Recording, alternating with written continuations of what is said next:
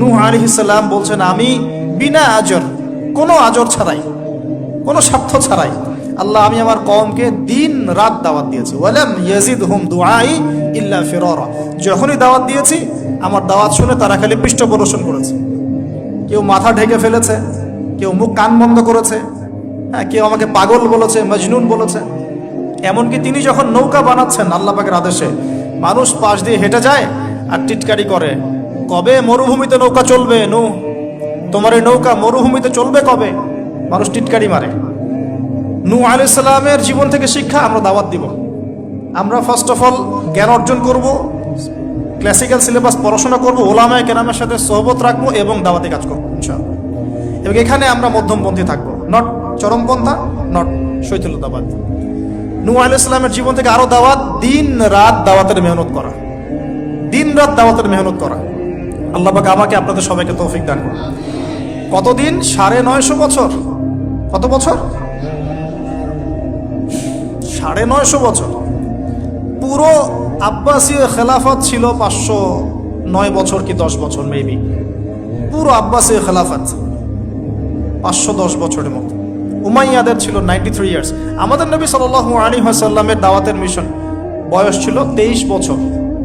950 বছর দাওয়াত দেওয়ার পর তাফসীরের কিতাবে এসেছে 40 or 80 ফ্যামিলিজ, এই 40 বা 80টা ফ্যামিলি ইসলাম কবুল করেছে।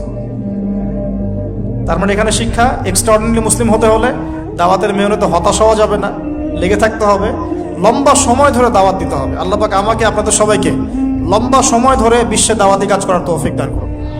নিজের ছেলে ইসলাম কবুল করে নাই নূহ আলাইহিস সালামের, নিজের স্ত্রী ইসলাম কবুল করে নাই। তার মানে আমাদের ফ্যামিলিগুলো এমন হতে পারে যে ফ্যামিলি নিজের ছেলে কথা শুনছে না, নিজের স্ত্রী কথা শুনছে না। পরোয়া করতে হবে না, তাদের পরোয়া করতে হবে না, শুধু দাওয়াত দিতে হবে।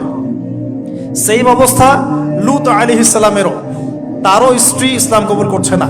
আল্লাহ পাক তাদেরকে ধ্বংস করেছেন, নূহ আলাইহিস সালাম লূত আলাইহিস সালামকে উদ্ধার করেছেন।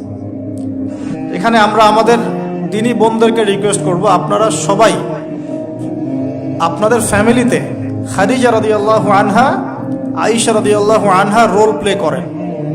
নূহ আলাইহিস সালাম আর লূত আলাইহিস সালামের স্ত্রী রোল প্লে করবেন না। আনফর্চুনেটলি এখনকার যে বিজি সিটিজগুলো, মানে যেগুলো আমরা বলি বস্তুবাদী শহরগুলো, ফ্যামিলিগুলো দিন দিন ক্রাশ করছে।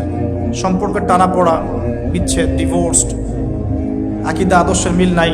স্বামী ইসলাম প্র্যাকটিস করলে স্ত্রীর সমস্যা, স্ত্রী প্র্যাকটিস করলে স্বামীর সমস্যা। এই প্রবলেমসগুলো আমাদেরকে সলভ করতে হবে। আল্লাহ পাক আমাদেরকে সবর করার তৌফিক দান করুন। নূহ আলাইহিস সালামের আরেকটা কথা বলে শেষ করি। শেষে যখন নৌকা ডুবছে, তিনি তার ছেলেকে তখনও পিতৃস্নেহে ডাকছেন, নৌকায় আসো বাবা। ছেলে বলছে যে আমি পাহাড়ে উঠে যাব, ইয়াসিমুনি মিনাল মা, এই পাহাড় আমাকে পানি থেকে বাঁচাবে। নূহ আলাইহিস সালাম বলছেন, আল্লাহ তুমি আমার ছেলেকে বাঁচাও, ইন্নাহু মিন আহলি, সে আমার পরিবারের একজন। আমরা বলি না আমাদের সন্তানদের ক্ষেত্রে, আল্লাহ পাক বলছেন লাইসা মিন আহলিক, সে তোমার পরিবারের কেউ না। এখানে একটু হার্ড লাইনে যেতে হবে আমাদেরকে। অনেক সময় আমরা আমাদের ফ্যামিলির মধ্যে এমন কিছু মানুষকে পাই যারা টোটালি ইসলামকে ডিসকারেজ করেন, অস্বীকার করেন, নাস্তিকতায় লিপ্ত থাকেন, ইসলামের বেসিক ফান্ডামেন্টালগুলোকে ডিনাই করেন। এই ব্যাপারে কঠোর হওয়া উচিত। আল্লাহ পাক আমাদেরকে বোঝার তৌফিক দান করুন। পাতা উল্টালে এরপর একজন নবীর নাম আসে না, আসে একজন নেতার নাম। মূসা আলাইহিস সালামকে আল্লাহ পাক একটা বিজয় অভিযান দিয়েছিলেন বাইতুল মাকদাস, অনেকে বলেন মাকদিস, আমাদের দি স্টেট অফ ইসরায়েল যেটা দখল করে আছে আর কি। এটা নিয়ে তো অনেক বলেছি আগে, আজকে আর বলছি না। পৃথিবীতে সবচেয়ে বড় জালেম সভ্যতা যদি কেউ থেকে থাকে এটা সেটা। এই জায়গায় বিজয় অভিযানে পাঠানো হচ্ছে মূসা আলাইহিস সালামকে, কিন্তু তিনি তার কওমের জন্য একজন নেতা নির্বাচন করছেন। তার কওম বলছে আমাদেরকে একজন নেতা দিন যার আন্ডারে থেকে আমরা আমালেকা সম্প্রদায়ের বিরুদ্ধে যুদ্ধ করব। এখন মূসা আলাইহিস সালাম বলছেন আল্লাহ পাক যদি কোনো নেতা দেন, তোমরা যদি আবার পালানো শুরু করো, কারণ বনু ইসরায়েল সম্পর্কে তার খুব মারাত্মক কিছু অভিজ্ঞতা আছে। ফেরাউনের কবল থেকে মুক্তি পাওয়ার পরে বাছুর পূজা শুরু করেছে। তোমরা তো এই আদেশ আসলে পিছনে পালানো শুরু করবা। তারা বলল, না, আমরা পালাবো না, আমরা অবশ্যই সামনে অগ্রসর হব। কেন পালাবো? আমাদের জান মাল দিয়ে আমরা প্রয়োজনে ফাইট করব এবং আমরা আমাদের স্ত্রী সন্তানদেরকে রক্ষা করব। আমাদের বাড়িঘর তারা লুটপাট করছে, আমরা ওদেরকে প্রতিহত করব। অনেক কথা বলেছে, সূরা বাকারাতেই পাবেন আপনি ইনশাআল্লাহ। তো আল্লাহ রাব্বুল আলামিন একজন ব্যক্তিকে সেখানে নেতৃত্ব দিলেন, তার নাম তালুত। কি নাম ভাইয়া? তালুত। এবং তালুতের আন্ডারে যুদ্ধ করছেন একজন ছোট বলছি কারণ তখন তার বয়স 12 থেকে 14 বছর। তিনি পরবর্তীতে নবী হয়েছেন, তার নাম দাউদ আলাইহিস সালাম। এই তালুত সম্পর্কে কি নসিহত, কেন এক্সট্রাঅর্ডিনারি মুসলিম হওয়ার সাথে কি সম্পর্ক? কোরআনের পাতা উল্টালে তালুত সম্পর্কে দুটো কথা পাওয়া যায়। বনু ইসরাইল বলছেন যে তালুত নেতৃত্বের যোগ্য নয়, তার তো সম্পদ নাই, তার তো খ্যাতি নাই। আমরা তো এটাই বলি, নেতৃত্ব কখন আসে?